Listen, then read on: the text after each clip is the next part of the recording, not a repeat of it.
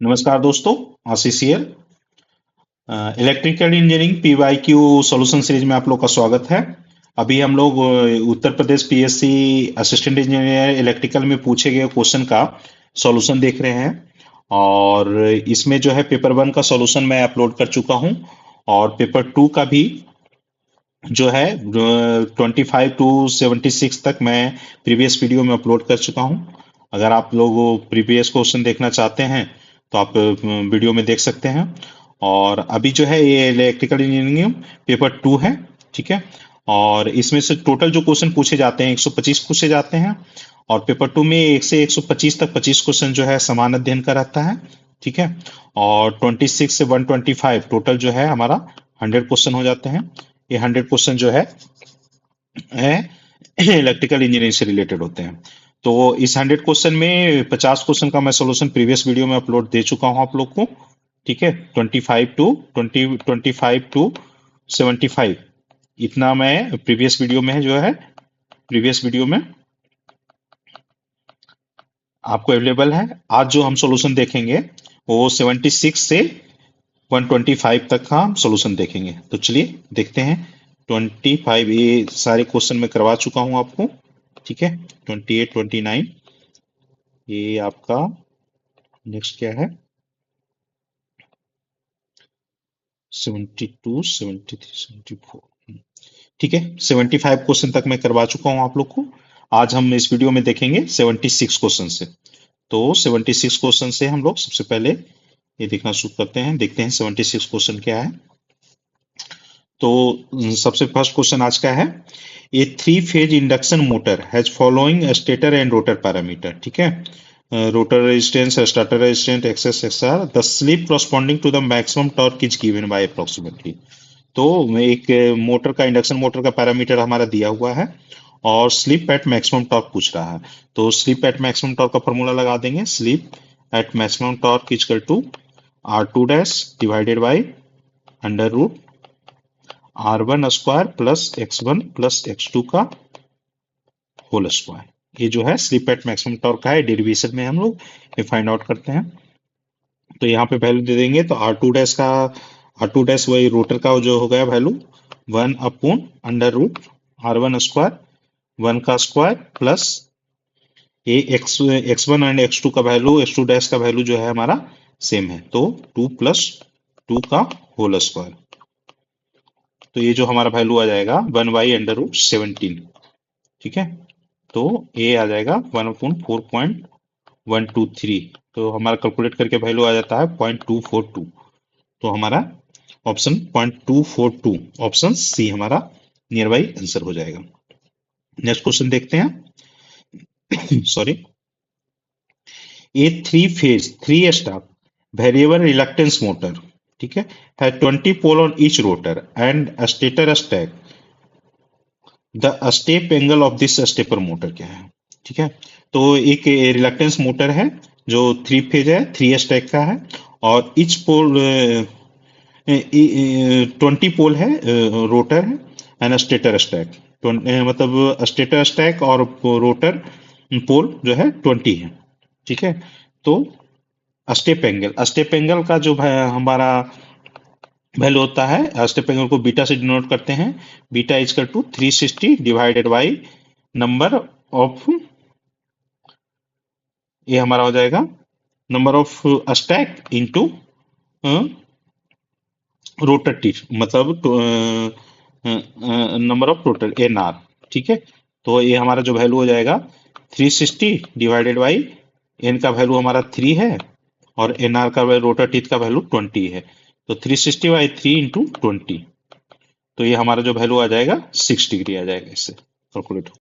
तो ऑप्शन हमारा डी आ जाएगा। नेक्स्ट क्वेश्चन देखते हैं।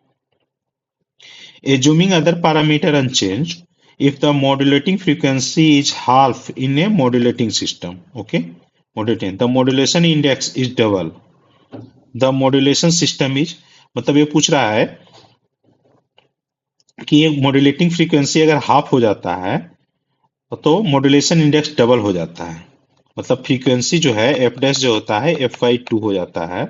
तो मॉड्यूलेशन इंडेक्स का value two mu mu dash का वैल्यू 2 म्यू हो जाएगा। ठीक है, तो कौन सा मॉड्यूलेशन सिस्टम है? ठीक है, तो ये हमारा जो है फ्रीक्वेंसी मॉड्यूलेशन सिस्टम हो जाएगा। Next question, in A single phase fully controlled bridge rectifier the output load current I is ripple free, the RMS value of source current will be. तो ये single phase full control bridge है। ठीक है, bridge rectifier the output load current I ripple free, तो हमारा जो load है हमारा रिपल फ्री है, रिपल फ्री है, तो इसका मतलब हाई इंडक्टिव लोड हो जाएगा। ठीक है, एल का वैल्यू जो है वेरी हाई हो जाएगा। तो एल का वैल्यू अगर रिपल फ्री है, वेरी हाई इंडक्टिव लोड है, तो ये जो है हमारा स्क्वायर वेव बन जाएगा। इससे जो वेवफॉर्म बनेगा ये स्क्वायर वेव बन जाएगा। अगर स्क्वायर वेव बन रहा है तो प्लस आई माइनस आई। ठीक है, तो इसका जो आरएमएस वैल्यू निकल के हमारा आ जाएगा वो सेम आई ही हो जाएगा। ठीक है, नेक्स्ट क्वेश्चन है the root of the algebraic equation. ठीक है, एक इक्वेशन दिया हुआ है तो इसका रूट क्या होगा। सिंपल, ये मैथमेटिक्स का क्वेश्चन है, समझिए। तो इसको जब हम तोड़ेंगे रूट निकालने के लिए, तो एक्स स्क्वायर हमारा अगर कॉमन ले लेते हैं तो ये फैक्टर हो जाएगा x square into x plus one common ले लेंगे, x plus one equal to 0। तो हमारा जो है x square plus one into x plus one equal to 0। तो एक्स स्क्वायर इजकल टू -1, इस फैक्टर को हम कंसीडर करेंगे तो x equal to plus minus J हो जाएगा, और यहाँ से जो है x इजकल टू -1, तो हमारा रूट जो निकल के आ जाएगा -1 और प्लस माइनस जे आ जाएगा। तो ए ऑप्शन कौन सा हमारा करेक्ट हो रहा है? ऑप्शन बी हो जाएगा। नेक्स्ट क्वेश्चन, अच्छा next question match of the following है। ठीक है, तो मैचिंग है, रिले है, और वो protection of power system component है। तो कौन सा रिले किस में हम यूज करते हैं, ये हमारा नेक्स्ट क्वेश्चन है। ठीक है, तो सबसे पहले डिस्टेंस रिले जो हम यूज करते हैं, डिस्टेंस रिले हम जो यूज करते हैं वो ट्रांसमिशन लाइन में यूज करते हैं। ठीक है, और वुकोल्ट रिले तो जानते हैं कि ट्रांसफार्मर के लिए ही यूज होता है कंपलसरी। ठीक है, डिफरेंशियल रिले जो होता है हमारा ट्रांसफार्मर में भी यूज होता है, बस बार में होता है, लेकिन वुकोल्ट रिले जो है हमारा सिर्फ ट्रांसफार्मर में यूज होता है। तो डिफरेंशियल रिले जो है हमारा बस बार में हो जाएगा, और अंडर फ्रीक्वेंसी रिले जो हमारा बचेगा वो टरबाइन में हो गया। तो इससे मैच करके देख लेते हैं कौन सा ऑप्शन सही हो रहा है हमारा, सी ऑप्शन। ठीक है, next question, if the rotor of a 3 phase induction motor assume purely resistive then the electromagnetic torque in the motor is. ठीक है, तो जो हमारा प्योर रेजिस्टिव लोड है, ये जो है प्योर रेजिस्टिव लोड है, तो टॉर्क मैक्सिमम जो टॉर्क होता है, टॉर्क मैक्सिमम होता है वो 90 डिग्री लोड एंगल पे होता है। टॉर्क जो मैक्सिमम आता है, तो optimum with load angle 90 degree, optimum maximum torque जो होता है 90 डिग्री पे होता है। तो optimum with load angle 90 degree. Which next question, which of the following device is used for modulation and demodulation. तो ये जो हमारा मोडेम होता है, इसका नाम ही है मोडेम का फुल फॉर्म जो कर सकते हैं, मॉड्यूलेशन एंड डिमॉड्यूलेशन। ठीक है, ये हमारा मोडेम जो है, मोडेम के अंदर मॉड्यूलेशन और डिमॉड्यूलेशन दोनों होता है। Next question, the Boolean function y is equal to ab plus cd is to be realized using 2 input NAND gate। ठीक है, the minimum number of gate required is, तो ये बुलियन फंक्शन को हम रियलाइज करेंगे, तो ये जो है 2 input NAND गेट, तो एक NAND गेट से हम डालेंगे AND गेट NAND गेट, और दूसरा जो हमारा NAND गेट ए करेंगे, तो एक में ए बी और सी डी। ठीक है, तो ये जो हमारा आ जाएगा ए बी बार आ जाएगा यहाँ पे, और सी डी बार आ जाएगा यहाँ से। अब इसका जो आउटपुट है एक और NAND गेट में हम डालेंगे, NAND गेट है, सॉरी, थोड़ा सा मैं क्लियर पिक्चर बना देता हूं तो आपको इजी हो जाएगा।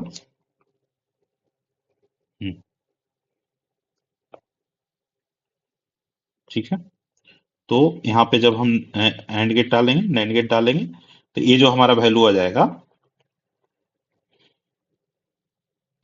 A B bar plus B C bar का बार, तो ये जो आ जाएगा A B plus C D आ जाएगा हमारा। ठीक है, एक ऑप्शन।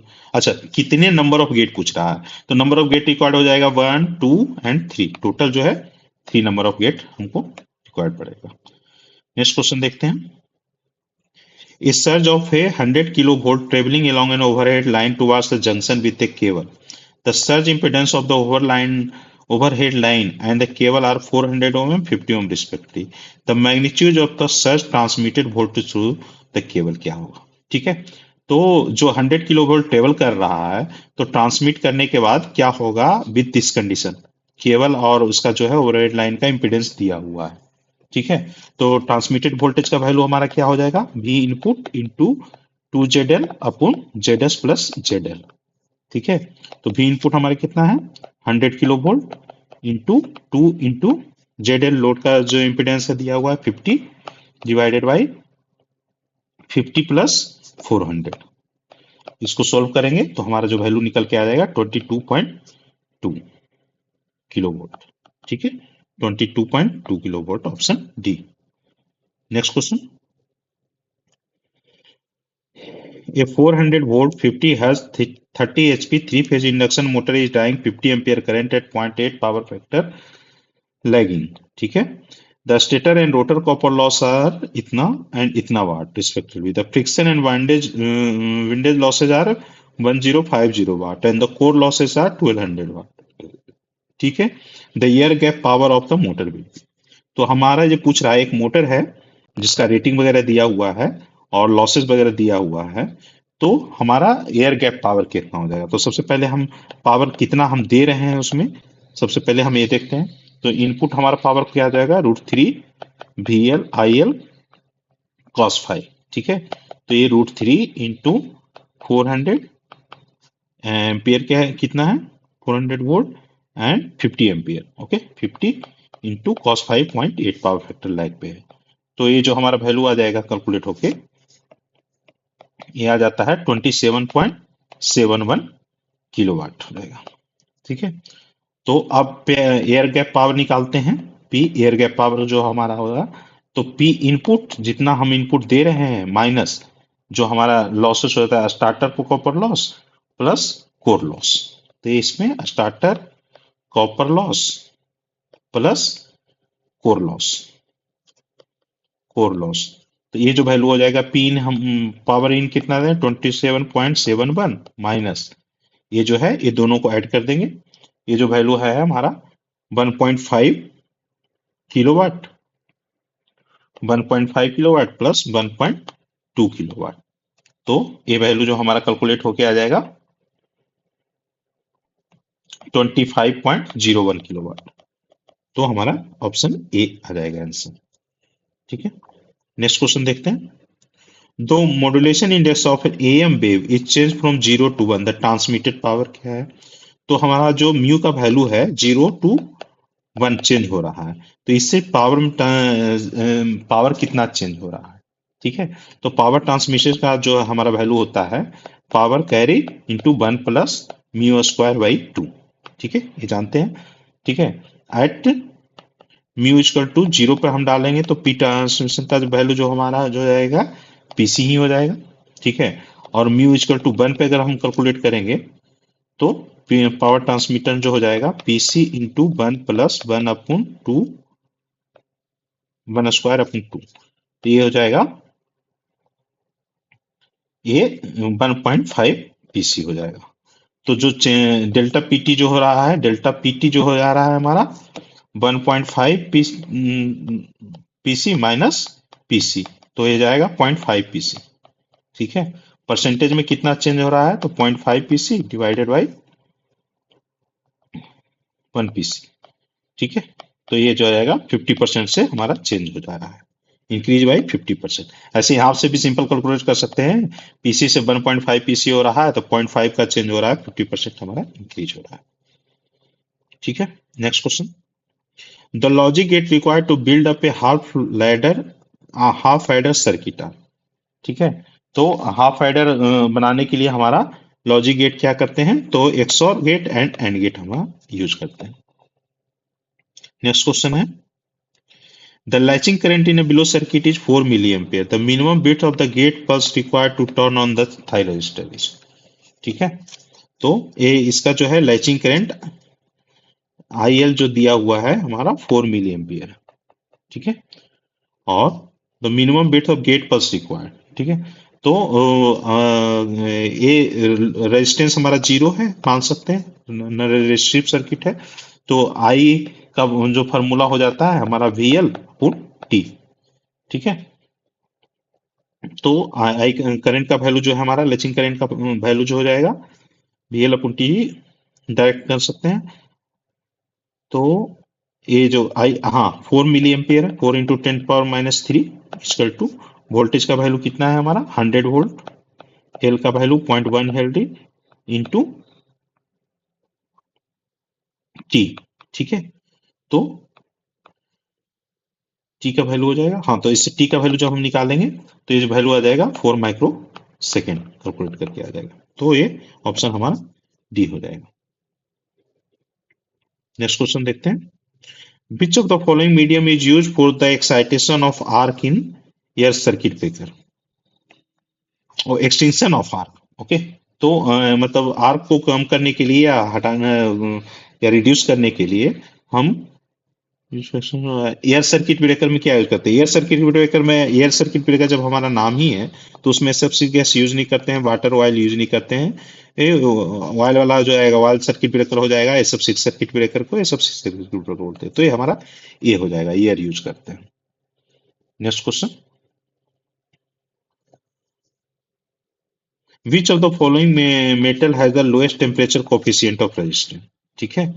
तो टेम्परेचर कोफिशिएंट लोएस्ट जो है कंथल का सबसे लोएस्ट होता है। Next question, which of the following statement applied to the bisection method use for finding root of the function, ठीक है। तो ये पूछ रहा है कि बाइसेक्शन मेथड अप्लाई करने के लिए रूट फाइंड आउट करने के लिए बाइसेक्शन मेथड यूज करते हैं, तो कौन सा स्टेटमेंट करेक्ट है हमारा, ठीक है। तो this is faster than Newton Raphson method, नहीं फास्टर नहीं है तो स्लो हो जाता है। Required that there can be no error in determine the sign of the function, नहीं ऐसा नहीं, there can be no error हो सकता है, ये भी गलत हो जाएगा। Converges with a few iteration, नहीं बहुत सारे इटरेशन करने पड़ते हैं और जितना क्लोज वैल्यू चाहिए उतना वैल्यू हो जाएगा। Guarantee to work for all continuous function, हाँ ये गारंटी वर्क कंटिन्यूअस फंक्शन के लिए वर्क करता है, तो ऑप्शन हमारा डी है, डिसकंटिन्यूअस नहीं होना चाहिए, कंटिन्यूअस होना चाहिए, ठीक है। Next question, the range of sign decimal number that can be represented by 6 bits 1s complement number is, तो हमारे पूछ रहा है कि 6 बिट का जो है 1s कॉम्प्लीमेंट है, तो हमें रेंज क्या होगा, उस नंबर का रेंज क्या होगा। तो रेंज जो हमारा आता है यहाँ पे सोल्व कर देते हैं, रेंज जो हम डिनोट करते हैं -2n-1 से लेके 2n-1 तक रेंज होता है। अब जो है हमारा 6 बिट है, तो -2n-6 टू 2n-6 इतना रेंज आ जाएगा, तो 2n-6 टू 2n-5 हो जाएगा, 2n-5 का हमारा 32 हो जाएगा, तो 32 तो -1 31 टू +31, ठीक है, ये हमारा आंसर हो जाएगा -31 to +31। Next question, at low value of slip, ठीक है, the torque in a 3 phase induction motor is given by, तो 3 फेज इंडक्शन मोटर जो है लो स्लिप रीजन के लिए हमारा जो वैल्यू होता है, ये हमारा जो वैल्यू होता है, ठीक है। तो लो स्लिप रीजन के लिए जो हमारा वैल्यू होता है, torque is directly proportional of V1 square divided by R2 dash by S, ठीक है। तो ये जो है टॉर्क जो का जो वैल्यू हो जाएगा V1 square into S upon R2 S, ठीक है। तो टॉर्क जो है हमारा डायरेक्टली प्रोपोर्शनल टू स्लिप हो जाता है, ठीक है, ये जो है डायरेक्टली स्ट्रेट लाइन हो जाता है। तो अच्छा इसमें तो ये तो डायरेक्ट फॉर्मूला ये वाला ही आ जाएगा, V1 square into S by R2, ये ऑप्शन सी हो जाएगा, ठीक है। Next question, snubber circuit are use with the thyristor. तो हम सनवर सर्किट को यूज क्यों करते हैं? तो डीवी अपन डीटी के लिए यूज करते हैं, राइज ऑफ वोल्टेज के, limit the rate of rise of voltage के लिए यूज करते हैं सनवर सर्किट। ठीक है। when both the input signal A and B of the NAND gates are connected together, ठीक है, तो output of the resultant circuit will be, ठीक है, तो एक NAND गेट है, ए और बी जो है कनेक्टेड कर देंगे। ठीक है, तो ए और बी कनेक्ट करिए तो या तो ये आ जाएगा, ठीक है, तो इसका जो आउटपुट जो आ जाएगा ए बार हो जाएगा, तो इसको ए बार से भी डिनोट कर सकते हैं। ठीक है, तो ए बार से डिनोट किए तो हमारा क्या हो जाएगा, इसको नॉट गेट भी बोल सकते हैं इसको। ठीक है, तो ऑप्शन ए हो जाएगा। नेक्स्ट क्वेश्चन है हमारा, the Q factor of waveguide resonator is given by omega naught is resonant frequency is the energy store and omega is power loss। Okay, तो हमारा क्या पता क्यू फैक्टर पूछ रहा है, तो क्यू फैक्टर जो है हम ऐसे भी करते हैं, क्यू जो फैक्टर होता है omega naught into energy store by system divided by energy release by system.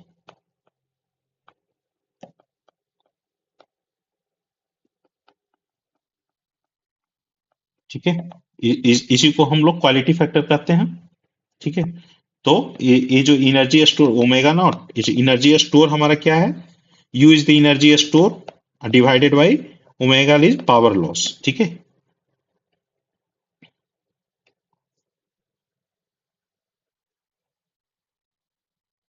तो ये पावर लॉस एनर्जी रिलीज। ठीक है, तो W naught U upon W L, तो ये हमारा हो जाएगा omega W naught U, option C हो जाएगा।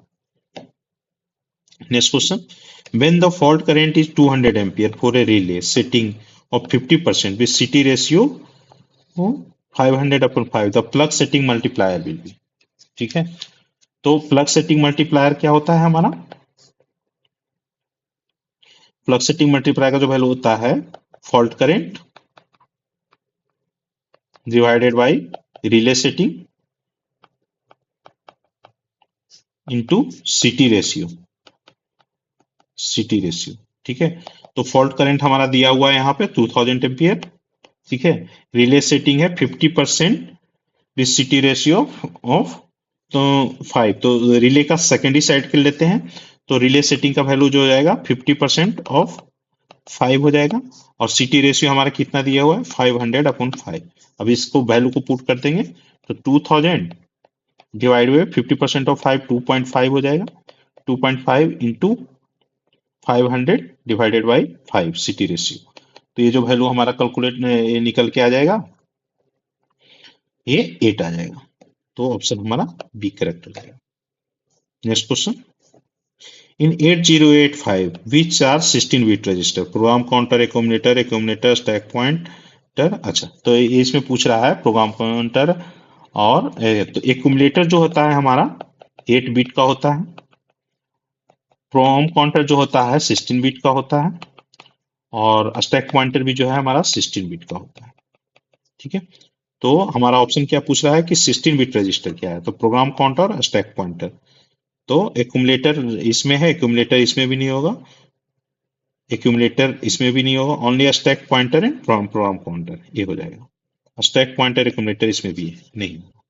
ठीक, next question, the structure sensitivity property of A super conductor is. ठीक है, तो the structure sensitivity sensitive property, ठीक है, तो जो हमारा स्ट्रक्चर सेंसिटिविटी जो होता है करंट डेंसिटी के critical magnetic field transition temperature और क्या ऑप्शन है, तो जो है क्रिटिकल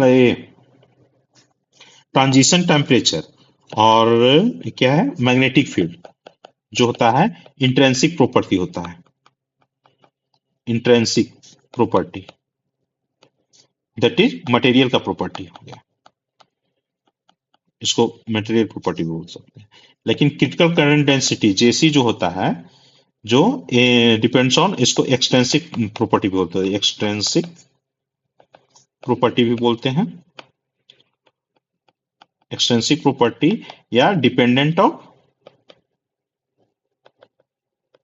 एक्सटर्नल फिजिकल कंडीशन। तो ये जो है एक्सटर्नल फिजिकल कंडीशन पे, तो स्ट्रक्चर, तो एक्सटर्नल फिजिकल कंडीशन मतलब स्ट्रक्चर पे, स्ट्रक्चर सेंसिटिव जो है हमारा हो जाएगा क्रिटिकल करंट डेंसिटी हो जाएगा जेसी। नेक्स्ट क्वेश्चन जो है हमारा, the current zero interruption in oil and air blast circuit breaker is achieved by. ठीक है, तो करंट जीरो जो है ये कूलिंग एंड ब्लास्ट इफेक्ट से भी होता है। ठीक है, और deionizing the oil with force air नहीं, lengthening of the air gap, तो बोथ ए एंड सी हमारा दोनों सही हो जाएगा। नेक्स्ट क्वेश्चन जो है हमारा,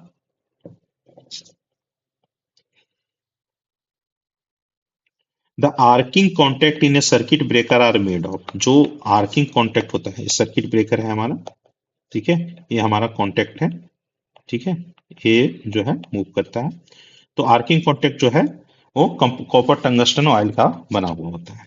ठीक है, ये जो कॉन्टेक्ट होता है जहाँ पे टच करता है दोनों जाके, तो ये कॉपर टंगस्टन एलॉय का, कॉपर का दिखता है तो कॉपर टंगस्टन एलॉय का होता है। ठीक है, if the load on a squirrel cage induction motor operating on a constant voltage constant frequency AC supply is increase।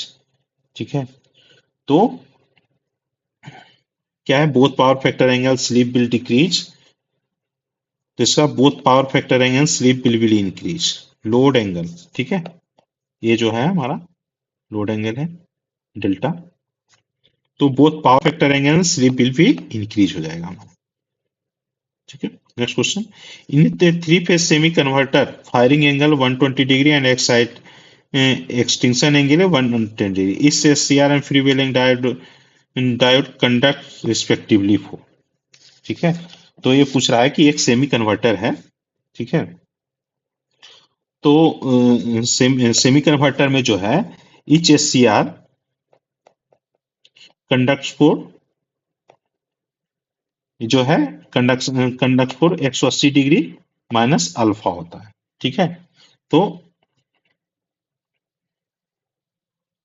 और अल्फा जो है हमारा यहाँ दिया हुआ है 120 डिग्री फायरिंग एंगल अल्फा, तो 180 डिग्री माइनस 120 डिग्री, तो ये जो है एससीआर कंडक्ट करेगा 60 डिग्री के लिए, तो ये ऑप्शन हमारा कैंसिल हो जाएगा, ये भी 60 है, ये 60 है। ठीक है, और अगर फ्री व्हीलिंग डायोड के लिए हम देखें, फ्री व्हीलिंग डायोड के लिए,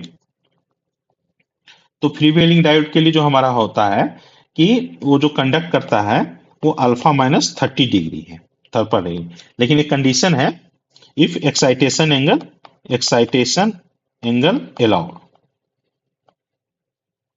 तो एक्साइटेशन अगर एंगल अगर अलाउ करेगा तो हमारा 120 डिग्री माइनस 110, ये जो है एक्साइटेशन एंगल 110 है, तो हमारा 10 डिग्री के लिए ही अलाउ करेगा, तो ये हमारा 10 हो जाएगा, ये ऑप्शन ए आ जाएगा। Next question, a 10 bit digital to analog converter gives a maximum output of 10.23 volt, the resolution is। ठीक है, एक हमारा दिया, तो रिजोल्यूशन जो है हमारा वैल्यू, रिजोल्यूशन का वैल्यू हो जाता है maximum output divided by 2n-1, तो मैक्सिमम आउटपुट हमारा कितना है 10.23 वोल्ट है, डिवाइडेड बाय 2 बिट है 2n-1, 2n-1 करेंगे तो ये जो है वैल्यू आ जाएगा 10 मिली वोल्ट के इक्विवेलेंट आ जाएगा, तो ऑप्शन हमारा सी हो जाएगा। Next question, if the communication system noise is most likely to affect the signal, in the communication system noise is most likely to affect the signal, जो है चैनल को effect करता है मोस्टली। ठीक है, नेक्स्ट क्वेश्चन देखते हैं, the bisection method is applied, pen ले लेता हूं मैं, the bisection method is applied to compute a zero of the function इतना, if the interval between the method converges to solution after इतना, तो ये पूछ रहा है कि कन्वर्जेज की सॉल्यूशन कितना पे कन्वर्ज करेगा, मतलब है ना। तो इसका तो मतलब कन्वर्जेज के लिए फिक्स तो नहीं है, ठीक है, फिक्स तो नहीं है, बट जितना मैक्सिमम लेके जा सकते हैं हम लोग, ठीक है। तो ऑप्शन जो है 7 तक लेके जा सकते हैं, लेकिन अब कितना के बाद होता है, कितना करीब आ रहा है वैल्यू, उसके और नियरेस्ट वैल्यू जाने के लिए और ज्यादा इटरेशन कर सकते हैं। तो ऑप्शन बी है, लेकिन इसमें थोड़ा डाउट है क्वेश्चन, ठीक है। नेक्स्ट क्वेश्चन देखते हैं। The coordination number of a simple cubic structure ही, तो सिंपल क्यूबिक में हमें पता होता है कोऑर्डिनेशन नंबर 6 होता है, ठीक है। Next question, inverter and chopper use for fast switching thyristor, inverters and chopper use for fast switching thyristor, okay, ये भी करेक्ट है हमारा। Inverters and chopper use for fast switching thyristor है। Fast switching thyristor have low turn off time, ये भी correct है, और इसीलिए टर्न ऑन टाइम लो होता है, इसीलिए फास्ट होता है। तो ये बोथ एसेशन इज करेक्ट और R is correct explanation,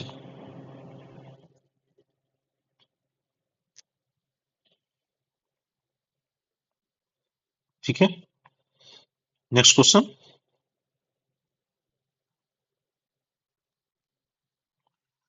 mask programming is also known as, mask programming को हम और क्या बोलते हैं, तो कस्टम प्रोग्रामिंग भी बोलते हैं इसको। नेक्स्ट क्वेश्चन है, relay operate in 3 seconds when time multiplier setting is 0.7. A time multiplier setting is adjusted to 0.2. The operating time of the relay is क्या हो जाएगा, ठीक है। तो न्यू टाइम के लिए हम लोग क्या निकालते हैं, न्यू टाइम कैसे निकालते हैं, तो न्यू टाइम के का जो वैल्यू होता है original time into new time multiplier setting divided by original time multiplier setting, ठीक है। तो इसको ऐसे भी याद सकते हैं, न्यू ओल्ड न्यू, ठीक है, इस तरह से भी आप कर सकते हैं।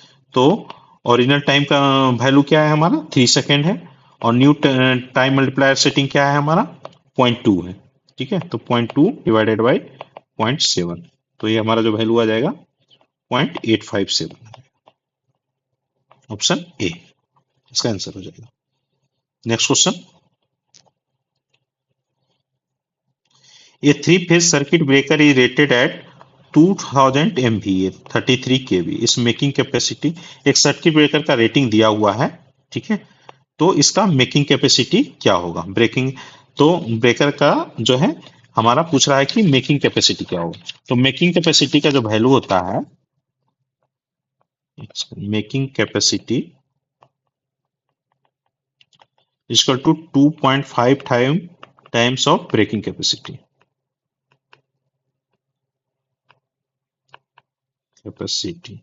तो ये जो हो जाएगा 2.55 इंटू ब्रेकिंग का वैल्यू हमारा कितना हो जाएगा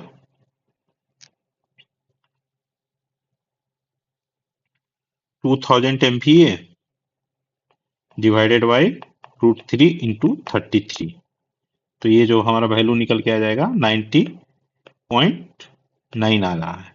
तो क्लोज वैल्यू जो हमारा 89 किलो एम्पियर हो जाएगा सर, ठीक है। नेक्स्ट क्वेश्चन देखते हैं,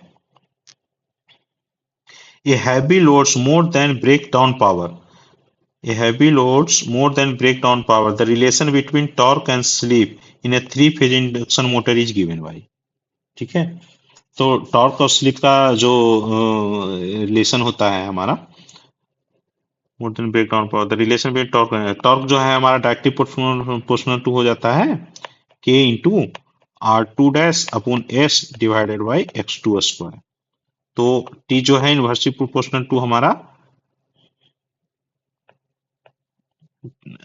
टी का value R2 upon S x square, x2 का स्क्वायर हो जाएगा। तो टॉर्क जो है इनवर्सली प्रोपोर्शनल टू हमारा स्लिप हो जाएगा, वैल्यू टॉर्क जो है इनवर्सली प्रोपोर्शनल टू स्लिप हो गया।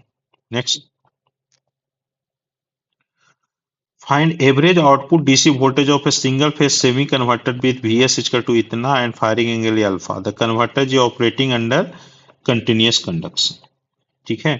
तो 3 फेज, ये क्या है single phase voltage of single phase semi, one phase semi converter के लिए जो है V आउटपुट का वैल्यू जो हमारा हो जाता है 3 VML अपन 2 pi into 1 plus cos alpha. अब इसको पुट करेंगे 3 इंटू VML हो जाएगा 230 divided by 2 pi into 1 plus cos 30 degree. ठीक है, इसको सोल्व करेंगे तो हमारा वैल्यू जो आ जाएगा 256 वोल्ट आ जाएगा। तो आंसर हमारा डी आ जाएगा। नेक्स्ट क्वेश्चन देखते हैं।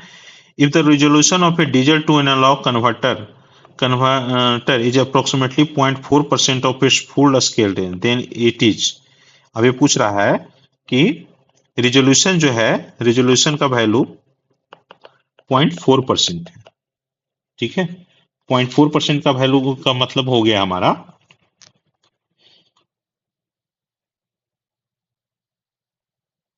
0.004। ठीक है, ये रिजोल्यूशन है। तो रिजोल्यूशन का वैल्यू जो हमारा क्या होता है 1/2n इक्वल टू 0.004। ठीक है, तो इससे जो हमारा n का वैल्यू जो निकल के आ जाएगा 8 पे आ जाएगा, 8 बिट कन्वर्टर 8। तो हमारा 8 बिट कन्वर्टर है। Which of the following statement is correct. ठीक है, if the channel bandwidth double signal to noise ratio become. ठीक है, तो सिग्नल टू नॉइज रेशियो जो का जो वैल्यू होता है वो इसको इसी टर्म्स में डिफाइन भी करते हैं, signal power divide by noise power, noise power. ठीक है, तो नॉइज पावर, तो सिग्नल का वैल्यू सिग्नल पावर है n इनटू n बीटा। ठीक है, बीटा नॉइज पावर हो गया। ठीक है, अब क्या है कि अब हम क्या कर रहे हैं, correct, if the channel bandwidth is double, तो बैंडविड्थ को अगर हम डबल कर देंगे b equal to b dash equal to 2b कर देंगे। ठीक है, तो सिग्नल टू नॉइज रेशियो जो है हमारा ये हाफ हो जाएगा। ठीक है, ये ओवरऑल 2 से डिवाइड हो जाएगा तो ये हाफ हो जाएगा, half of the former signal to noise ratio. Next question हमारा है द वैल्यू ऑफ x, ये देखिए यहीं पर, the value of x that satisfy fx बराबर 0 इज कॉल्ड।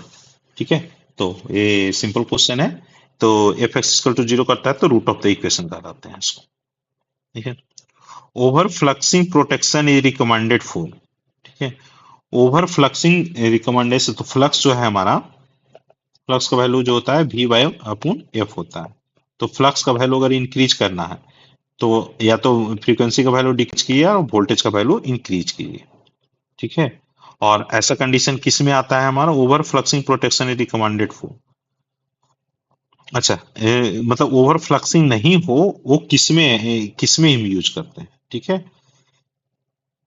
तो हम जो यूज करते हैं station transformer of the power plant, मतलब ट्रांसफार्मर में हम लोग यूज करते हैं, स्टेशन ट्रांसफार्मर में। Next question, a 3-phase 3-pulse converter would operate at a line commutated inverter when. ठीक है, तब हम लोग ऑपरेट करते हैं तो 90 डिग्री से 180 डिग्री के बीच में होता है, तब हम लोग ऑपरेट करते हैं। 3-phase operate as a line commutated inverter. ठीक है, तो 90 डिग्री से अल्फा जो है 90 to 180 डिग्री के बीच रहता है, तब हम लोग ऑपरेट करते हैं।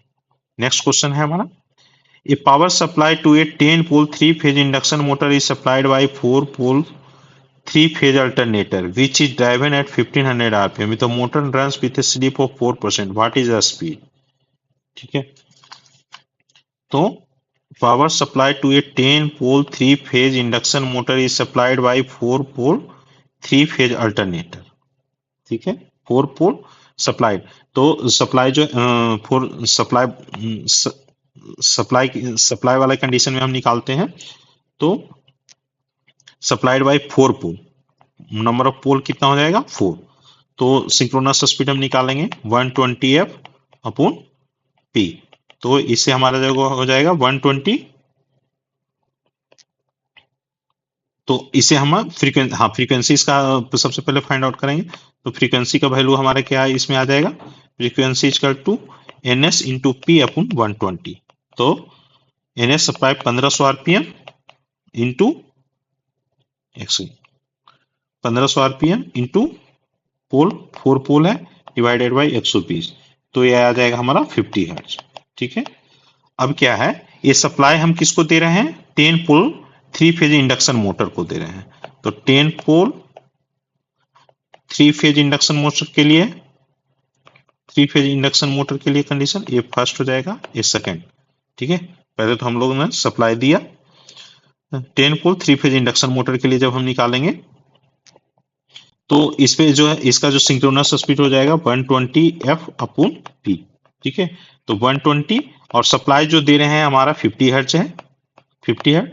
अब नंबर ऑफ पोल 10 है, तो सिंक्रोनस स्पीड हमारा कितना हो जाएगा 600 RPM. A power supply 10 pole 3 phase induction supply driven at 1500 rpm. If motor runs with a slip of 4%, what is the speed? अब इसको क्या है कि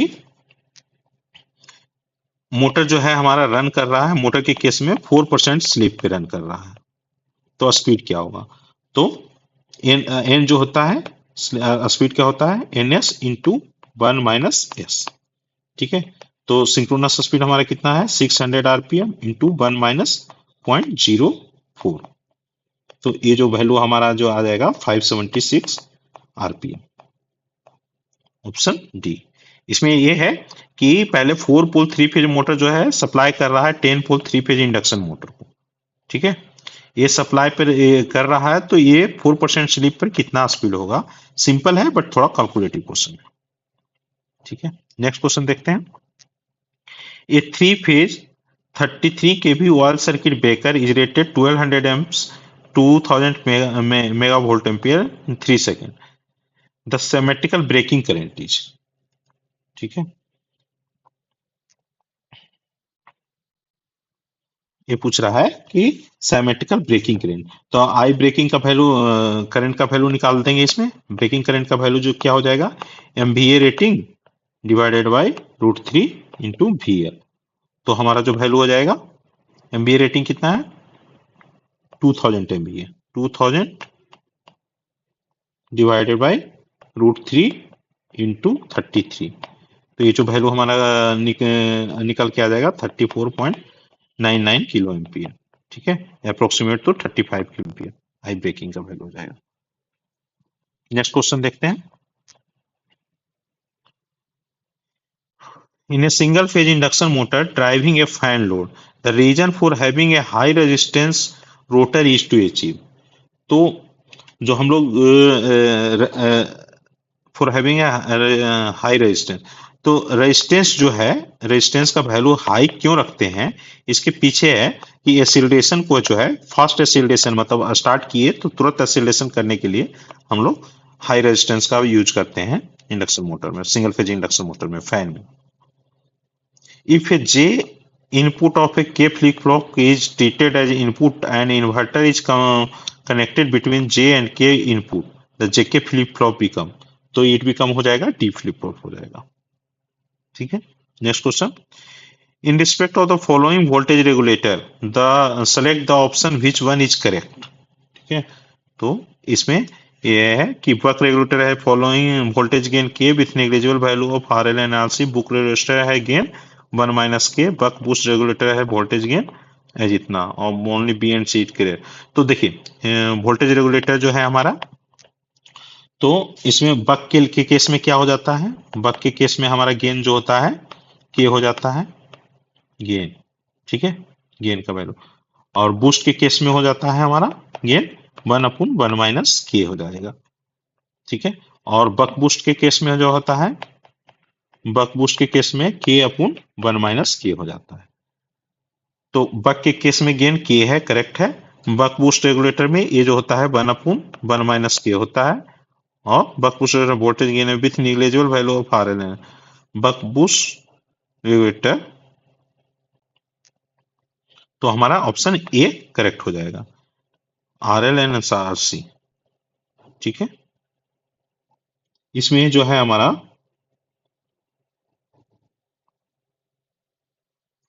K/1 माइनस के। ठीक है, ये ऑप्शन भी सही हो जाएगा हमारा, ए एंड सी ऑप्शन सही हो रहा है इसमें।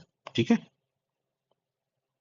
ए एंड सी बोथ हो जाएगा। ये शायद प्रिंटिंग मिस्टेक है या जो भी है, आप देख लीजिएगा, रिवाइज कर लीजिएगा। ए एंड सी तो बोथ हो जाएगा हमारा आंसर। नेक्स्ट क्वेश्चन है, लास्ट क्वेश्चन है हमारा के लिए। The calculate the Nyquist rate of the sampling when a continuous time signal is given by. तो एक सिग्नल है, कंटिन्यूअस टाइम दिया हुआ है, तो नाइक्वेस्ट रेट करने के लिए हम सबसे पहले मैक्सिमम फ्रीक्वेंसी वाला फाइंड आउट करते हैं।